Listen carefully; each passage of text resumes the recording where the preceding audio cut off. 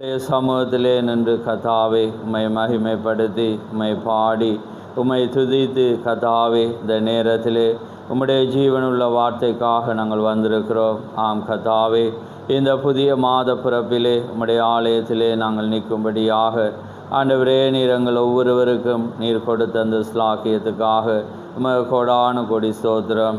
ஆம் கதாவே, இந்த புதிய மாதத்திலே நீர் கொடுக்க போகிற அந்த வார்த்தையை நாங்கள் பிடித்து கொண்டு கதாவே, நிச்சயமாக ஆண்டவரே இந்த மாதத்தை உம்முடைய வார்த்தைக்கூடாக நாங்கள் கடக்கத்தக்கதாக, ஏனென்றால் எப்பொழுதும் உம்முடைய சமூகம் எங்களுக்கு முன்பாக கடந்து செல்கிறபடினாலே இன்றைக்கு உம்முடைய சமூகம் ஆண்டவரே இந்த நாளிலே எங்கள் மத்தியிலே வார்த்தையாக இருக்கிறபடினால் நிச்சயமாக ஆண்டவரே அந்த வார்த்தையானது எந்த அரணையும் உடைக்கும் என்று நாங்கள் அறிந்திருக்கிறோம். நிச்சயமாக உம்முடைய வார்த்தை சுகமாக்கும் என்றும் அறிந்திருக்கிறோம். ஏனென்றால் எல்லாமே உம்முடைய வார்த்தையை அனுப்பி நீ செய்கிற தேவன். அந்த வண்ணமாக இந்த புதிய மாதத்திலும் உம்முடைய வார்த்தையானது எங்களை பலப்படுத்தும் என்று நாங்கள் அறிந்திருக்கிறோம். அதனால் உம்முடைய வார்த்தையை நம்பி வந்திருக்கிற எங்கள் ஒவ்வொருவரோடும் நீர் கூட இருந்து நிச்சயமாக ஆண்டவரை ஒவ்வொருவரை நீர் ஆசீர்வதித்து நிச்சயமாக விசுவாசிக்கிறவர்கள் இன்னார் என்று நீர் அறிந்தபடினாலே நிச்சயமாக அந்த வார்த்தையை ஒவ்வொருடைய வாழ்க்கையிலும் நிறைவேற நீர் கிருபை செய்யும். இந்த புதிய மாதத்தை ஆசீர்வதியும். ஆம் கதாவே, கடந்த 6 மாதங்களும் நீர் எங்கள் ஒவ்வொருடைய வாழ்க்கையிலும் கண்மணி போல் எங்களை ஒவ்வொருவரை நீர் பாதுகாத்து தாங்கி போஷித்து வழிநடத்தி நீ நடத்தி வந்த எல்லா கிருபைக்காக உமக்கு சோத்திரம். இந்த நாளை ஆசீர்வதியும். யாவை உம்முடைய கரத்தில் ஒப்பு கொடுக்கிறோம். திறக்க போகிற வார்த்தை ஆசீர்வதியும். அந்த வார்த்தையிலே நீர் மகிமைப்படும். அந்த வார்த்தையை கொண்டு நீர் எங்களோடு இடைப்படும். யாவை உம்முடைய கரத்திலே தாழ்த்தி இயேசு கிறிஸ்து நாமத்தில் கேட்கிறோம். ஆமேன், ஆமேன், ஆமேன். நாங்கள் நின்ற வண்ணமாகவே 2 தீமோத்தேயு 1 அதிகாரம் அதிலே நாங்கள் 12ஆம் வசனத்தை நாங்கள் வாசிக்க போகிறோம்.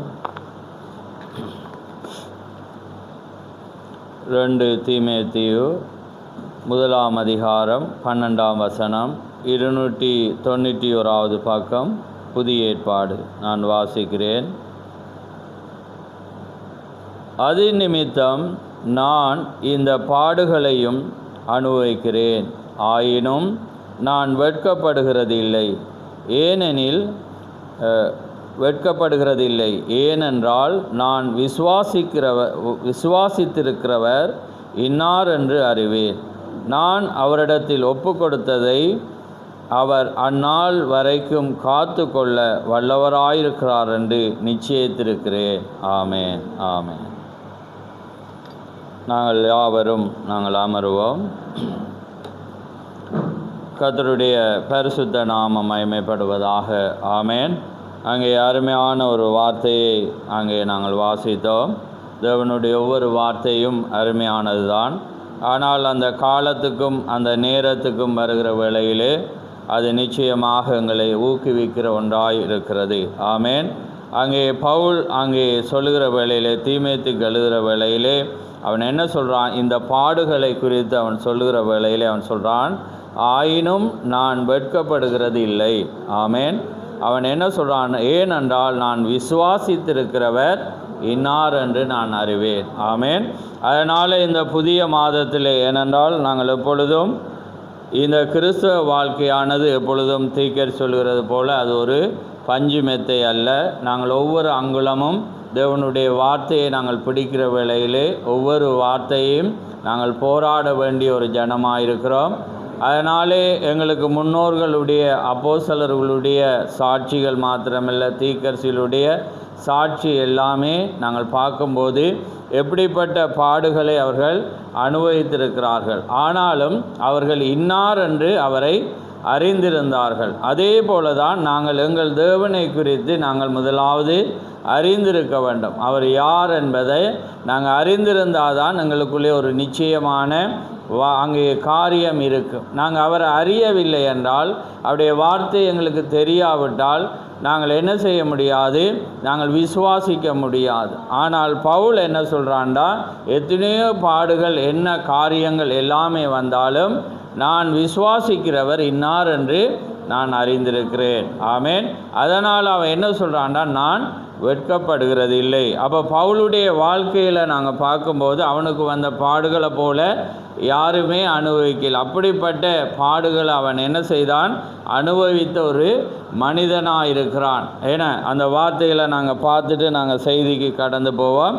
அதை நாங்கள் வாசிக்கிறேன்னா நான் நினைக்கிறேன். 2 கொரிந்தியர் 11க்கு நீங்கள் திருப்புங்க.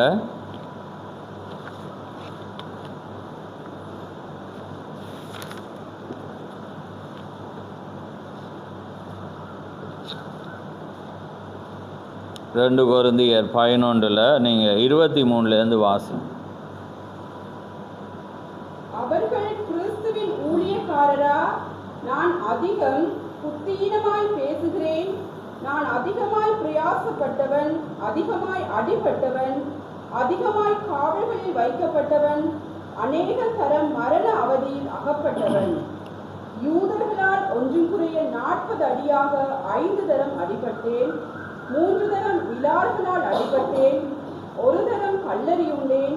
3 தரம் கற்பல் சேதத்தில் இருந்தேன். ஆமென். பாருங்க, அவனுடைய காரியங்களை கேட்குற வேளையில் பாருங்க, நான் அதிகமாய் என்ன செய்கிறேன்? பிரயாசப்பட்டவன், அதிகமாய் அடிப்பட்டவன், அதிகமாய் காவலில் வைக்கப்பட்டவன், அநேக தரம் மரண அவதியிலும் அகப்பட்டவன். பாருங்க, அடுத்தது சொல்கிறான், யூதர்களால் ஒன்று குறைய 40 அடியாக ஒன்று குறை அப்படின்னா 39 5 தரம் அடிக்கப்பட்டேன். ஆமேன். அப்போ பாருங்கள், எத்தனை தரம் அடிக்கப்பட்டிருக்கான், எத்தனை முறை அடிக்கப்பட்டிருக்கான். 3 தரம் மீளாறுகளால் அடிப்பட்டேன். மீளாறுகள் என்றால் அந்த உங்களுக்கு தெரியும், அதை அடித்தா அப்படியே போட்டு குத்தி இழுக்கிற உண்டாயிருக்கு. அதை என்ன செய்கிறான்? 3 தரம் அப்படி நான் அடிக்கப்பட்டேன். 1 தரம் கல்லறி உண்டேன். 3 தரம் கப்பல் சேதத்தில் இருந்தேன். 3 தரம் அவன் என்ன செய்தானா? கப்பல் சேதம். ஆமேன். அந்த கப்பல் சேதத்தில் இருந்தான். அது எப்படி? இரவும் பகலும் என மறிப்பேன் என்ற அந்த இனி தப்பவே இயலாத என்ற ஒரு கட்டம் இருந்தது. அதில் பசி கொடுமை என ஒன்றுமே இல்லாமல் என உடமை மட்டும் சேதம் வந்தது, ஆனால் உயிர் சேதம் வரையில் என்று பவுல் சொல்கிறான். பாருங்கள், கப்பல் சேதத்தில் இருந்தேன். கடலில் ஒரு இராப்பகல் முழுவதும் போக்கினேன். அநேக தரம் பிரயாணம் பண்ணினேன். ஆறுகளால் வந்த மோசங்களிலும் கல்லரால் வந்த மோசங்களிலும் என் சுய ஜனங்களால் வந்த மோசங்களிலும் அந்நிய ஜனங்களால் வந்த மோசங்களிலும் பட்டணங்களில் உண்டான மோசங்களிலும் வனாந்திரத்தில் உண்டான மோசங்களிலும் சமுத்திரத்தில் உண்டான மோசங்களிலும் கள்ள சகோதரிடத்தில் உண்டான மோசங்களிலும் பிரயாசத்திலும் வருத்தத்திலும் அநேக முறை கண்விழிப்புகளிலும் பசியிலும் தாகத்திலும் அநேக முறை உவாசங்களிலும் குளிரிலும் நிர்வாணத்திலும் இருந்தேன். இவை முதலானவற்றையல்லாமல் எல்லா சபைகளை குறித்து உண்டாயிருக்கிற கவலை என்னை நாள்தோறும் நெருக்கிற்று. அப்போ பாருங்கள், அவன் என்ன சொல்கிறான்டா? பாருங்கள், இந்த பாடுகளை குறித்து நான் வெட்கப்படுகிறது இல்லை. ஆமேன். நான் வெட்கப்படுகிறது இல்லை. ஏனென்றால் நான் விசுவாசித்திருக்கிறவர் இன்னார் என்று அறிந்திருக்கிறேன். ஆமேன். அப்போ பாருங்கள், இந்த பவுலுடைய வாழ்க்கையில் வந்த போராட்டங்களை பார்த்தா ஒரு மனிதன் என்ன சொல்லுவான்? ஏன்னா கடவுள் இல்லைன்னு நினைப்பான். அது மாத்திரமில்லை, அந்த பாடுகளை பார்த்தா தாங்கிக் கொள்ளவே என்ன முடியாத ஒன்று. ஆனாலும் அவன் என்ன சொல்கிறான்னா, நான் விசுவாசித்திருக்கிறவர் இன்னார் என்று நான் அறிவேன். அதை குறித்து அவன் கவலைப்படவில்லை. அவனுடைய பலவீனங்களை குறித்து அவன் கவலைப்பட்டான். ஆனாலும் அதை அவன் பிரியப்பட்ட அவருடைய என்னுடைய பலவீனத்தில் அவருடைய பலன் பூரணமாய் விளங்கும். ஆமென். அப்போ பாருங்கள், எங்களுடைய கிறிஸ்தவ வாழ்க்கையில் இதெல்லாம் வந்தால் நாங்கள் தாங்குவோமான்னு சிந்தித்து பாருங்கள். ஏன்னா நான் இந்த வார்த்தைகளை பார்க்கும்போது நான் அடிக்கடி பிரயாணம் பண்ணி ஊழியங்களில் போகிற வேளையில் நான் அந்த ஜெபிச்சு போகிறோம். 14-15 வருடமாக அந்த ஆட்டோ எடுத்து. ஆனால் நாங்கள் போகிற வழியில் ஒரு தடையும் வரையலை. ஆனால் அது ஒரு சுயநலம் என்று சொல்லலாம். நான் ஒவ்வொரு முறையும் ஜெபிக்கிறது. ஆனால் அந்த கட்டம் எங்களோட வாழ்க்கையில் வந்தால் சிந்திக்க இயலாத ஒன்றாய் அது இருக்குது. நான் சிந்திக்கிறது, ஒருவேளை நாங்கள் குடும்பமாக போகக்குள்ள ஒரு காட்டுக்குள்ளேயோ ஒரு இடத்துல ஏன்னா ஒரு வாகனம் அப்படியே நின்றுச்சண்டா சிந்திச்சு பாருங்க. ஏன்னா ஆனாலும் நாங்கள் என்ன செய்கிறோம், ஒப்பு கொடுத்து நாங்கள் ஜெபிக்கிறோம். இந்நாள் வரைக்கும் தேவன் அப்படிப்பட்ட ஒரு காரியத்தையும் தேவன் வைக்கவே இல்லை. ஆனால் அது வருமானால் அதை தாங்கிக் கொள்ளத்தக்கதாக அது இருக்குமா என்பதை பார்க்கும்போது அது ஒரு காரியம்தான். என்ன ஆனால் பார்க்குற வேளையில் நாங்கள் ஒவ்வொரு முறையும் ஜெபிக்கிறோம், அதிசயமாக நடத்துகிற. ஆனால் இந்த ஊழிய பாதையில் அவனுடைய அந்த சந்தர்ப்பத்தில் வேறு காரியத்தில் நாங்கள் உபத்திரப்பட்டிருக்கிறோம், எல்லா காரியம் இருக்குது. ஆனால் அந்த பிரயாணத்தை நான் சொல்கிறேன். ஆனால் இந்த பவுலுடைய பிரயாணங்கள் ஊழிய காரியங்களில் பார்க்குற வேளையில் எப்படிப்பட்ட காரியம் இருக்கிறத நாங்கள் பார்க்குறோம். ஆமேன். அதே போல தான் நான் மாத்திரமல்ல, நீங்கள் ஒவ்வொருவரும் பாருங்கள், உங்களோட வாழ்க்கையில் பாடுகள், துன்பங்கள், பிரச்சனைகள் என்ன வந்தாலும் நீங்கள் விசுவாசிக்கிறவர் இன்னார் என்று நீங்கள் முதலாவது நீங்கள் அறியாவிட்டால் நீங்கள் இந்த பிரயாணத்தில் ஓடவே இயலாது. ஆமேன். என்ன காரியம் வந்தாலும் அதிசயமான தேவன் எங்களை நடத்துவார். ஆமேன். அந்த வார்த்தையை தான் தேவன் எதிர்பார்க்கிறார். ஆமேன். அதனால தான் அவரும் யாரை நம்புகிறார் என்றால், யார் அவரை செய்வான் என்று அறிந்தவனை தான் அவர் முன்குறித்திருக்கிறார். ஆமேன். நிறைய பேரை பார்த்தீங்கன்னா இந்த பாடுகள் வர்ற வேளையில், துன்பம் வர்ற வேளையில் அவனோட வாயினால் அல்லது கிரியையினால் அல்லது செயற்பாடுகளினால் பின்வாங்கிடுவாங்க. ஆனால் பவுலை பார்க்குற வேளையில், ஜோபுவை பார்க்குற வேளையில், அப்படியாக தேவன் தெரிந்து கொண்ட மனிதர்களை பார்க்குற வேளையில் அவங்க கர்த்தரையே நம்பி இருந்தாங்க. பாருங்கள், அவங்களுக்கு பார்க்குற வேளையில் அந்த காரியம் வெட்கமாக இருக்குது. பாருங்கள், பவுல் அவ்வளோ ஒரு பெரியது கப்பலில் சாப்பாடு இல்லாமல் இருந்தால் அப்படி இருக்குமென்னு யோசி உபத்திரவங்க. சில நேரத்தில் அவன் நிர்வாணமாக இருந்தான் என்று நாங்கள் இப்போ வாசித்தோம். அதே நேரத்தில் தான் ஒரு உடுப்பை வச்சிருந்து அவன் என்ன சொல்கிறான், இந்த உடுப்பை எனக்கு எடுத்து வா, சரியான குளிராய். ஆனால் அவன் ஒரு பெரிய ஒரு ஐஸ்வர்யமாக வாழ்ந்த ஒரு மனிதன், எல்லாமே படித்தவன். அவனுக்கு தெரியாதா இது அதாவது ஒன்றில் போய் ஜாயின் பண்ணி காரியத்தை செய்ய. ஆமேன். அவன் அந்த கிறிஸ்துவுக்காக எல்லாமே துச்சமென்று எண்ணினான், அற்பமென்று எண்ணினான். என லாபமாக இருக்கிறது எல்லாமே நஷ்டம் என்று கருதினான். இதுதான் பாருங்கள் கிறிஸ்தவ வாழ்க்கையாக இருக்கிறது. ஆமேன். அப்போ பாருங்கள், எங்களோட வாழ்க்கையில் அது இருக்கான்னு நாங்கள் பார்க்கணும். ஆமேன். நாங்கள் மேன்மையானதை அறிகிறது முக்கியமல்ல, நாங்கள் தேவனுக்காக வாழ்கிறது முக்கியமல்ல. எங்களோட வாழ்க்கையில் இதெல்லாம் வரும்போது நாங்கள் சந்திக்க தயாரா, என அதை சோர்ந்து போகாமல் செய்ய தயாரா என்றதை நாங்கள் என்ன செய்யணும், நாங்கள் பார்க்கணும். அப்போ பாருங்கள், அவனோட வார்த்தையை பாருங்கள், நான் விசுவாசிக்கிறவர் இன்னார் என்று நான் அறிந்திருக்கிறேன். அப்போ பாருங்கள், நாங்கள் எங்களோட வாழ்க்கையில் அவரை நாங்கள் அறியோம். அப்போ இன்றைக்கு ஸ்தாபனங்களுக்கோ பாரம்பரிய கிறிஸ்தவர்களுக்கோ தெரியாது. அவங்க நினைக்கிறான் பாடு வந்தோடனே அது ஒரு பிசாசிட காரியம், ஏன்னா அது தோல்வி, அது கர்த்தர் அவனோடு இல்லை என்று பார்க்கும்போது அப்போ இதை பார்த்தாங்கன்னா அவங்க ஓடுவாங்க. ஏன்னா அவனை இதை வாசிக்கிறான், அவன் எல்லாமே சொல்கிறான். அவன் சொல்கிற வழியில் அவன் சொல்கிறான், நான் சொல்கிறதுனால என்ன மேன்மை பாராட்ட நான் சொல்லலை. அவன் சொல்கிற அந்த ஆவியை நாங்கள் என்ன செய்யணும், பகுத்தறியணும். இங்கே தான் ஜனங்கள் என்ன செய்வாங்க, காண தவறுவாங்க. அப்போ முதலாவது தேவனங்களை இன்னார் என்று அறிந்திருக்கிறார். அதனால தான் அவர் அவனிடமே அதை கொடுத்தார். அதே போல் அவர் எங்களை அழைச்சிருந்தால் நாங்களும் அவர் இன்னார் என்று நாங்கள் என்ன செய்யணும், அறியோம்.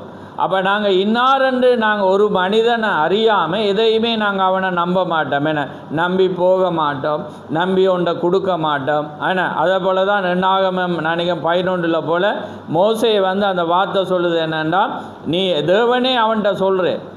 அப்போ ஏன்னா அவன் சொல்கிறான், அந்த பாடுகள் காரியம் பிறகுள்ள அவன் சொல்கிறான், ஆண்டவரே என்னை நீர் எடுத்துக்கொள்ளும், ஏன்னா நான் சாக போகிறேன் என்றால் என்னால் ஏழாண்டு சொல்லக்குள்ள அவர் சொல்கிறேன், நீ என்ன செய், எல்லாரையும் நீ அழைச்சி நீ என்ன செய், நீ அழைக்கிறவர்கள் இன்னாரென்று நீ அறிந்திருக்கிறாயே. அப்போ இன்னாரென்று அறிந்திருக்கிறவர்களை நீ என்ன செய், நீ தெரிஞ்சு கொள்ளன்னு சொல்கிறேன். அப்போ அவர் ஒரு மனிதன் பாருங்கள், தேவனும் என்ன செய்கிறார், ஒரு மனிதன் அறிகிறார், அறியாமல் அவர் கொடுக்க மாட்டேன்.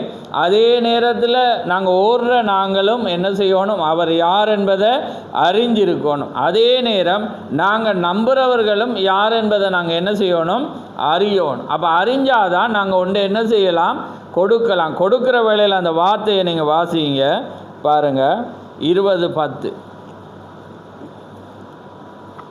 எண்ணாகமம் 20:10 பாருங்க.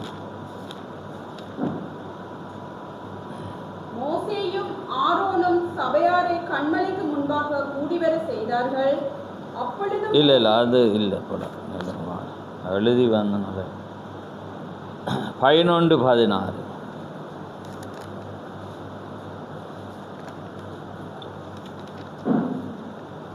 அப்பொழுது கர்த்தர் மோசேயை நோக்கி, இஸ்ரவேல் ஜனங்களுக்கு மூப்பரும் தலைவருமானவர்கள் இன்னாரென்று நீ அறிந்திருக்கிறாயே. அந்த மூப்பரில் 70 பேரை கூட்டி அவர்களை ஆசரிப்பு கூடாரத்தில் அங்கே உன்னோடே கூட வந்து நிற்கும்படி செய். அப்பொழுது நான் இறங்கி வந்து அங்கே உன்னோடே பேசி, நீ ஒருவன் மாத்திரம் ஜனங்களின் பாரத்தை சுமக்காமல் உன்னோடே கூட அவர்களும் அதை சுமப்பதற்காக உன்மேல் இருக்கிற ஆவியை அவர்கள் மேலும் வர பண்ணுவேன். ஆமென். அப்ப என்னையா உன்மேல் இருக்கிற ஆவியை அவர்கள் மேல் வர பண்ணுவேன். ஏனென்றா அவன் மோசே வந்து இன்னாரென்று அறியோனும், இவண்ட ஆவிதான் அவங்களுக்குள்ள என்ன செய்யணும் இருக்கணும். இப்போ தேவன் எங்களை தெரிஞ்சு கொள்கிறார், விசுவாசியாக இருக்கலாம் அல்லது ஊழியக்காரனோ தெரிஞ்சிட்டு இவனுடைய ஆவி அறியாட்டி அவர் என்ன செய்யலாம், அவர சிந்தை அவன்ட இல்லாட்டி அவர திட்டத்தை என்ன செய்யலாது செய்யலாம். அப்போ அதனால தான் தாவீது என்ன சொல்கிறார், என் இருதயத்துக்கு ஏற்ற தாசன். அப்போ மோசையை அழைக்கும் போது எலியாவை அழைக்கும் போது எல்லாரையும் தேவன் என்ன செய்கிற தண்ட ஆவியை அவங்களுக்குள்ளே வச்சு தண்ட சிந்தையை தான் வெளிப்படுத்துரு. அப்போ தாவீதை குறித்து திகழ் சொல்லும்போது, என் தேவனே ஏன் என்னை கைவிட்டீரண்டோ, அல்லது நான் கசப்பான காடியை கலந்து கொடுத்தார்கள் என்று சொல்லியோ, அல்லது அப்படியாக அவன் என்ன செய்கிற தீக்கர் சொல்கிற வேளையில் தீக்கர் சொல்கிறார், அவர் யாராவது பக்கத்தில் இருந்து அவங்க என்ன சொல்லியிருப்பாங்க, அவனுக்கு பைத்தியம் பிடிச்சிட்டேன். ஆனால் அப்போ அவன் ஆவியை அறியலை. ஏனென்றா அவன் உளர்ற மாதிரி இருந்துச்சு, ஏதோ ஒன்று பொய் சொல்கிற மாதிரி இருந்துச்சு. ஆனால் அவன் அல்ல, அவனுக்குள்ளே இருந்த கிறிஸ்துவின் ஆவி அது தீர்க்கதரிசனம் உரைத்தது என்பதை அவர்கள் என்ன இல்லையா அறியவில்லை. அப்போ அதே போல தான் பாருங்க, ஒரு மனிதனும் தேவன் ஒரு மனிதன் அழைக்கும் போது அவங்க பேசுகிறது வந்து சம்பந்தம் இல்லாமல் இருக்கு. ஏன்னா அவங்க பேசுகிறது வந்து ஒரு தற்பெருமையாக இருக்குது, அல்லது அவங்க பேசுகிறது வந்து பைத்தியத்தனமாக நடக்காதோன்றதை இவங்க சொல்கிற மாதிரி இருக்குது. ஆனால் அவன் எதை சொல்கிறானோ அது தேவனுடைய காரியமாக இருக்கிறது என்பதை என்ன செய்வாங்க, ஜனங்கள் அறிய மாட்டாங்க. அதே போல தான் மோசைக்குள்ளால் இருந்த அந்த ஆவி அவர் என்ன செய்கிறார், அவ்வளோ 70 பேருக்குள்ளே அவன்ட ஆவியை தான் வைக்கிறேன்டா, இவன் எதை நினைப்பானோ அதை அவங்க செய்வான். அப்போ அதே போல தான் சபையும் ஒரு ஊழியக்காரனும், தேவனும் சபையும் அவதான் திக்க சொல்கிறேன். அப்போ அதே மாதிரி அவர் எங்களோட கணவன், நாங்கள் யாராக இருக்க மனவாட்டி, அதே போல் ஊழியக்காரன் சபைக்கு கணவன், ஜனங்கள் யாராக இருக்கா மனைவியாக இருக்கிறான். அப்போ அதே போல் ஒரு காரியத்தை ஒரு மனிதன் சிந்திக்கும் போது செய்யக்குள்ள தான் அங்கே யார் மகிமைப்படுவார், கிறிஸ்து. இங்கே ஒன்று செய்யும்போது இன்னொருவர் ஒன்றை செய்யக்குள்ள இந்த ஆவி வித்தியாசப்படக்குள்ள என்ன செய்யுமெண்டா அது ஒரு காரியத்தை என்ன செய்யாது கொண்டு வராது. அப்போ அதனால தான் தேவன் என்ன செய்கிறாரெண்டா இன்னார் என்று அறிஞ்சு அவர் திட்டம் செய்கிறார். அதனால தான் வேதமும் சொல்லுது, தீக்க சொல்கிறார், நாங்களும் என்ன செய்யணும், போகிற சபையோ அல்லது நாங்கள் விசுவாசிக்கிறவர்களோ அல்லது நாங்கள் நம்புகிறதோ இன்னார் என்று நாங்கள் என்ன செய்யணும், அறியணும். அறியாட்டி வந்து எங்களால் ஜெயிக்கவே முடியாது என்று தீக்க சொல்ல. அப்போ அதே போல் பாருங்கள், இந்த வாழ்க்கையில் வந்து எங்களுக்கு துன்பங்கள் வரும், பிரச்சனைகள் வரும். அப்போ நம்ம நம்பினாதான் நாங்கள் அவரை நாங்கள் விசுவாசிக்கலாம். அப்போ பாருங்கள், அன்றைக்கு தேவனை நம்பின ஜனங்கள் காக்கப்பட்டாங்க, விசுவாசிக்கப்பட்டாங்க. மத்தேயு வாசிங்க, மத்தேயுல பார்க்கும்போது பாருங்கள் 14 அன்னைக்கு 14:35 வாசிங்க.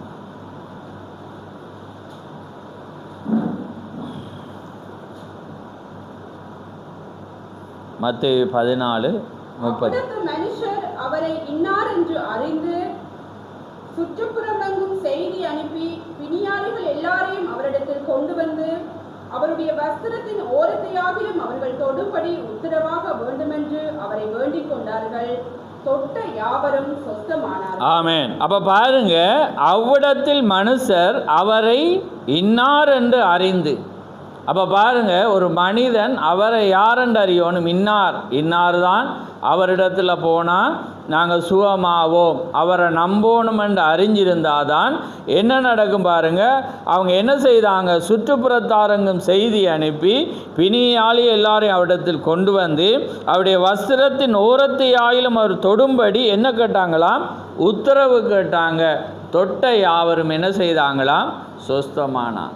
அப்போ பாருங்கள், அதே போல தான் இன்றைக்கும் தேவன் மாறாதவராயிருக்கிறார். அப்போ நாங்கள் சொல்கிறோம் என்ன, இயேசு கிறிஸ்து நேற்றும் என்றும் மாறாதவர். ஆனால் நாங்கள் என்ன செய்கிறோம்னா அந்த விசுவாசம் அவரிடத்தில் இல்லை. ஆனால் எங்களிடத்தில் அந்த விசுவாசம் இருக்குமானால் நாங்கள் எதை தொட்டாலும் எதை விசுவாசித்தாலும் நிச்சயம் என்ன செய்யும், அந்த சுகம் கிடைக்கும், விடுதலை கிடைக்கும். நாங்கள் எதை கேட்குறோம், ஆனால் நாங்கள் இன்னாரென்று அறியலை. ஏன்னா அப்போ ஒரு மனிதன் அவரை என்ன செய்யணும், இன்னார் என்று அறியணும். அப்போ அதுக்கு அந்த வசனத்தில் மார்க்கு சொல்லும்போது பாருங்கள், மார்க்கு 6:53 இதே ஒத்த வசனம், ஆனால் அதில் இன்னும் கொஞ்சம் ஆழமாக இருக்கிறத நாங்கள் பார்க்கணும். அவர்கள் கடந்து கெனேசரேத்து நாட்டிற்கு வந்து கரைபிடித்தார்கள். அவர்கள் படவிலிருந்து இறங்கினவுடனே ஜனங்கள் அவரை அறிந்து அந்த சுற்றுப்புறமெங்கும் ஓடி திரிந்து பிணியாளிகளை படுக்கைகளில் கிடத்தி அவர் வந்திருக்கிறார் என்று கேள்விப்பட்ட இடங்களில் எல்லாம் சுமந்து கொண்டு வந்தார்கள். அல்லாமலும் அவர் பிரவேசித்த கிராமங்கள், பட்டணங்கள், நாடுகள் எவைகளோ அவைகளில் சந்தை வெளிகளிலே வியாதிக்காரரை வைத்து அவருடைய வஸ்திரத்தின் ஓரத்தையாகிலும் அவர்கள் தொடும்படி உத்தரவாக வேண்டுமென்று அவரை வேண்டிக் கொண்டார்கள். அவரை தொட்டு யாவரும் சொஸ்தமானார்கள். ஆமென். பாருங்க, இதில் பாருங்க, அந்த ஜனங்கள் பாருங்க விசுவாசிக்கும் போது, இப்போ அதான் திகர் சொல்கிறேன், ஏன் இன்றைக்கு கிறிஸ்தவ வாழ்க்கையில் ஜனங்கள் இன்றைக்கி கர்த்தரை நம்பாமல் போகிறபடினால அவரையும் அவங்க விசுவாசிக்கல. அதனால் அவங்க என்ன செய்யலைன்னா ஜனங்களை அவங்க சந்திக்க. அப்போ நாங்கள் அந்த விசுவாசம் இன்றைக்கும் அவர் உயிரோடு இருக்கிறார், அவர் தேவனாக இருக்கிறாருண்டா நாங்கள் என்ன செய்வோம், ஜனங்களை சந்திப்போம், ஏன்னா ஜனங்களை தேடுவோம், பிணியாளிகளை அழைப்போம், பிணியாளுக்கு தேவண்ட வார்த்தையை சொல்லுவோம். ஆனால் ஒரு காலத்தில் அது இருந்துச்சு. ஏன்னா அது இப்போ என்ன இல்லாமல் போனோன்னுண்டா என்னென்னா ஜனங்களும் அவரை இன்னாரென்று அறியலை. ஆனால் அவர் என்ன சொல்கிறார், உலகத்தின் முடிவு பரியந்தம் சதா நாட்களில் நான் உங்களோடு கூட இருக்கிறேன் என்றார். ஆனால் ஜனங்கள் என்ன செய்யலை, மனிதர்களை நம்பாததினால தேவண்ட வார்த்தையை நம்பேன். ஆனால் தேவன் என்ன செய்கிறார் என்பதை என்ன செய்யலாம், அவங்க அறியாதபடினால அவங்களுக்குள்ள விசுவாசம் இல்லை. ஆனால் இந்த ஜனங்களை பார்க்குற வழியில் அவரை அறிந்து அவர் இன்னாரென்று அறிந்தபடினால ஓடி போய் சந்தை வெளியில் ஏன்னா எங்கெங்கே வியாதியாக இருக்க ஒவ்வொன்றையும் அவங்க என்ன செய்கிறாங்க, கூட்டி கொண்டு வந்து அவங்க எதையுமே செய்யலை. அவங்க என்ன சொல்கிறாங்க, அந்த வஸ்திரத்தின் ஓரத்தை ஏன்னா ஓரத்தையாவது தொடும்படியாக அவங்க கேட்குறாங்க. அதையும் ஒரு அனுமதி பெற்று கேட்கக்குள்ள தொட்ட யாவரும் என்ன செய்தாங்களாம், சொஸ்தமானாங்க. நாங்கள் வேதத்தில் தொட்ட பெரும்பாடுள்ள ஸ்ரீ தான் எழுதப்பட்டிருக்கு. ஆனால் நிறைய பார்த்திங்கன்னா தொட்ட யாவரும் அதான் வேதம் நாங்கள் கரத்தில் கொண்டு வர இல்லாமல் போயிருக்குமே. ஏன்னாண்டா அவ்வளோ ஒரு அற்புதத்தை செய்தேன். ஏன்னா அதே போல் சீசர்களை பார்க்கும்போது அவங்களோட வஸ்திரத்தையும் தொட்டாங்க. தொட்டவங்க என்ன செய்தாங்க, சொஸ்தமானாங்க. நிழல் கூட என்ன பட்ட வேளையில் பேதுருடைய நிழல் பட்டவங்களும் என்ன செய்தாங்க, சொஸ்தமானாங்க. ஏண்டா அந்த ஜனங்கள் விசுவாசித்தாங்க.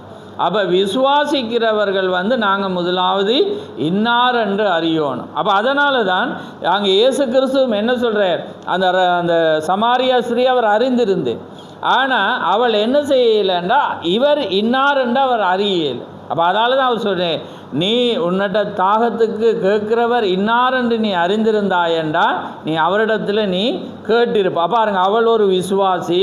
அவள் என்ன செய்கிறாள், காத்திருக்கிறாள். எல்லா காரியத்தை இருந்தாலும் அந்த மனிதர் இன்னார் என்று அவர் அறியேன்.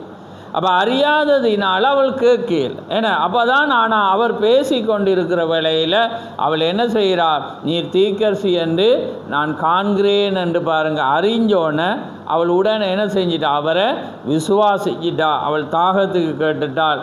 அவருடைய இருதயத்தை அவள் சொன்ன உடனே அவர் இன்னார் என்று அறிஞ்சோன்னு என்ன செஞ்சார், ஊருக்குள்ளே ஓடிப்போய் என்ன செய்தால் சொன்னார். ஏனென்றால் அவர் இன்னார் என்று அறிந்தபடினால். அப்போ இன்றைக்கு எங்களோட செய்தி என்ன?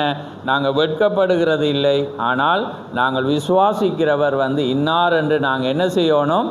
அறிந்திருக்கணும். ஆமேன். நாங்கள் இன்னார் என்று அறிந்திருந்தால் தான் நாங்கள் காரியத்தை நாங்கள் செய்ய முடியும். அப்போ அதே போல தான் இந்த நாளில் நாங்கள் இன்னார், இப்போ இன்றைக்கு ஜனங்கள் என்ன செய்கிறாங்க? இன்றைக்கு உலகத்தில் எல்லாமே இருக்கிறபடினால் அவங்க விசுவாசிக்கிறாங்க. ஏன்னா அதில் இருக்கும் இதில் இருக்கும். ஆனால் சரியான ஒன்றை அவங்க அறியாவிட்டால் அவங்க என்ன செய்யலாம்? எதையுமே தேவனுடைய வார்த்தையின்படி என்ன செய்யலாது?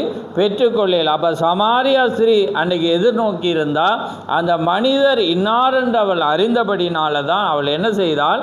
அந்த காரியத்தில் ஜெயத்தை பெற்றுக்கொண்டாள். அப்போ அதே போல தான் நாங்கள் சரியான ஒன்றை நாங்கள் என்ன செய்யணும்? கண்டுகொள்ளணும். ஏன்னா கண்டு கொண்டாதான் நாங்கள் அதை விசுவாசிக்க முடியும். இப்போ இல்லாத இடத்துல நாங்கள் ஒன்றை என்ன செய்யலாது? தேட இயலாது. ஏன்னா நாங்கள் இல்லாத இடத்துல நாங்கள் எதையுமே பெற்றுக்கொள்ளலாது. ஏன்னா இன்றைக்கி ஜனங்கள் அதான் நடந்து அவங்க வளர்ச்சி இல்லாமல், ஏன்னா ஆவிக்குரிய வெளிப்பாடு இல்லாமல் வியாதியோட துன்பத்தோடு அவங்க இருக்கிறதுக்கு காரணம் என்னென்றால் தாங்க சரியான முறையில் எதையுமே அவங்க விசுவாசித்து பெற்றுக்கொள்ளாதபடினாலும் சரியான வழியை அறியாததினாலும். அப்போ அறிஞ்சிருந்தால் தான் அவங்க அந்த இடத்துல என்ன செய்யலாம்? பெற்றுக்கொள்ளலாம். தங்களுடைய அந்த நாளுக்குரிய மனிதன் இன்னார் என்று அவங்க என்ன செய்யணும்? அறிஞ்சிருக்கணும். அறிஞ்சிருந்தால் தான் எதையும் பெற்றுக்கொள்ளலாம். ஆமேன். அப்போ அதனால தான் நாங்களும் இந்த நாளில் சரியான ஒன்றதை நாங்கள் என்ன செய்யணும்? அறிஞ்சிருக்கணும். அப்போ அறிஞ்சிருந்தால் தான் அந்த காரியத்தை நாங்கள் என்ன செய்யலாம்? பெற்றுக்கொள்ளலாம். அந்த இடத்துக்கு போனால் தான் அன்றைக்கி ஜனங்கள் என்ன செஞ்சாங்க? அவரை வந்தோடனே அவங்க அறிஞ்சிட்டாங்க. இன்னாரென்று அறிஞ்சபடினால அவர் என்ன செய்யறாங்க? அந்த ஏரியா ஜனங்கள் முழுவதையும் கூட்டிகிட்டு வராங்க. ஜனங்கள் என்ன செய்கிறாங்க? வரவழைக்கிறாங்க. பிணியாளியோ முடவர்களோ என கண்குருடோ அது யாராக இருந்தாலும் அவங்க அழைக்கிறாங்க. ஏனென்றால் அந்த மனிதன் அந்த நாளுக்குரிய வாக்குத்தத்தம் பட்ட மேசியா, அந்த இரட்சகர், அவர் சுகமளிக்கிறவர் என்பதை அவங்க அறிஞ்சபடினால் அந்த ஜனங்கள் என்ன செஞ்சாங்க? விசுவாசித்தாங்க. ஒரு அற்புதம் செய்தபடினால் அந்த மனிதன் இன்னொரு மனிதன் அழைச்சான். அப்போ ஜனங்கள் விசுவாசித்தாங்க. அவங்க பாருங்கள், ஒரு சிம்பிளான காரியம். ஏன்னா ஒரு வஸ்திரம், ஆனால் அந்த வஸ்திரத்தை உடுத்திருந்தவர் தேவனாக இருந்ததுன்றது அவங்க என்ன செய்யலை? அறிஞ்சிருக்கலாம். அதே போல் தான் இந்த நாட்களில் எங்களுக்கு வாக்குத்தத்தம் பண்ணின தேவன் யார் என்பதை நாங்கள் அறியோம். ஆமே. அவர் வாக்குத்தத்தம் பண்ணியிருக்கார், நான் உலகத்தின் முடிவு பரியந்தம் நான் உங்களோடு இருக்கிறேன், நீங்கள் என்ன விசுவாசிங்க, நான் உங்களுக்கு சுகத்தை கொடுப்பேன் என்று வார்த்தை அனுப்பி கொடுப்பேன் என்று அவர் என்ன செஞ்சிருக்கிறார்? வாக்கு கொடுத்துருக்கார். ஆனால் நாங்கள் என்ன செய்கிறோம்டா? நாங்கள் போகிற இடத்தையும் நாங்கள் அறியலை, ஒரு மனிதனையும் நாங்கள் அறியலை. ஏன்னா அதனால் நாங்கள் இன்னார் அவர் என்பதை நாங்கள் அறியாததினால நாங்கள் என்ன செய்கிறோம்டா? நாங்கள் தோல்வியை நாங்கள் பெற்றுக்கொள்கிறோம். அப்போ பாருங்கள், நாங்கள் மீண்டும் நான் முடிக்க போகிறோம் பாருங்கள். அங்கே தீமேத்திக்கு அவன் என்ன சொல்கிறான்? நாங்கள் வெட்கப்படுகிறது இல்லை, ஏனென்றால் நாங்கள் விசுவாசிக்கிறவர் இன்னார் என்று நாங்கள் அறிந்திருக்கிறோம் என்று அவன் சொல்கிறத நாங்கள் பார்க்குறோம். ஆமேன். அப்போ பாருங்கள், நாங்கள் இந்த நாட்களில் பாருங்கள், அது நிமித்தம் இந்த பாடுகளையும் அனுபவிக்கிறேன், ஆயினும் நான் வெட்கப்படுகிறது இல்லை, ஏனென்றால் நான் விசுவாசித்திருக்கிறவர் ஆமேன் இன்னார் என்று நான் அறிந்திருக்கிறேன். அதனால் நான் அவரிடத்தில் ஒப்பு கொடுத்ததை அவர் அந்நாள் வரைக்கும் காத்து கொள்வார். ஆமேன். நான் அவரிடத்தில் ஒப்பு கொடுத்ததை அவர் அந்நாள் வரைக்கும் என்ன செய்வாராம்? காத்து கொள்ளுவார், காத்து கொள்ள வல்லவராயிருக்கிறார் என்பதை நிச்சயித்து இருக்கிறேன். அடுத்த 2:12 பாருங்கள். 2:12 நினைக்கிறேன். அவரோடே கூட பாடுகளை சகித்தோமானால் அவரோடே கூட ஆளுகையும் செய்வோம். நாம் அவரை மறுதலித்தார், அவரும் நம்மை மறுதலிப்பார். ஆமென். அவரோடு கூட பாடுகளை சகித்தோமானால் அவரோடு கூட நாங்கள் என்ன செய்வோமாம்? ஆளுகையும் செய்வோம். நாம் அவரை மறுதலித்தார், அவர் நம்மை மறுதலிப்பார். அதே நேரம் 3:11 வாசிங்க. அந்தியோகியா, இக்கோனியா, லீஸ்திரா என்னும் பட்டணங்களில் எனக்கு உண்டான துன்பங்களையும் பாடுகளையும் நன்றாய் அறிந்திருக்கிறாய். எவ்வளவோ துன்பங்களை சகித்தேன், இவை எல்லாவற்றினின்றும் கர்த்தர் என்னை நீங்களாக்கி விட்டார். ஆமென். பாருங்க, அவனுடைய வார்த்தைகளை பாருங்க. எதுவாக இருந்தாலும் அவன் கர்த்தரை என்ன செய்யலை? அவன் அவமதிக்கலை. அவன் எல்லாத்திலும் அவன் என்ன சொல்கிறான்? எவ்வளோ துன்பம் என்னென்ன காரியம் வந்தாலும் என்ன தேவன் நீங்களாக்கி விட்டார், என்னை அவர் தப்புவித்தார், என்னை பாதுகாத்தார் என்றே அவன் சொல்கிறான். அதே போல் தான் எங்களோட வாழ்க்கையில் எது நடந்தாலும் நாங்கள் அவரை விசுவாசிக்கணும், அவர் இன்னார் என்பதை நாங்கள் என்ன செய்யணும், அறிந்திருக்கணும். அப்போ தான் நாங்கள் வெட்கப்பட்டு போகாதபடி எங்களை அவர் காத்து கொள்வார். எங்களோட ஆத்துமாவை தேவனுடைய ராஜ்யம் வரும் மட்டும் அவர் என்ன செய்வார், எங்களை பாதுகாத்து கொள்வார். ஆமேன். அதனால் கர்த்தர் தாம் உங்களை ஆசீர்வதிப்பாராக. நாங்கள் யாவரும் ஜெபத்துக்காக எங்களை தாழ்த்துவோம். நன்றி ஆண்டவரே, நன்றி கர்த்தாவே, மகு சோதரம் சோதரம் ஆண்டவரே, சர்வலவரே மகு கோடான கொடி சோதரம். நன்றி கர்த்தாவே, மகு சோதரம் சோதரம். மகா பரிசுத்தமுள்ள பிதாவே, இந்த மகிமையான நேரத்துக்காக உமக்கு சோதரம்.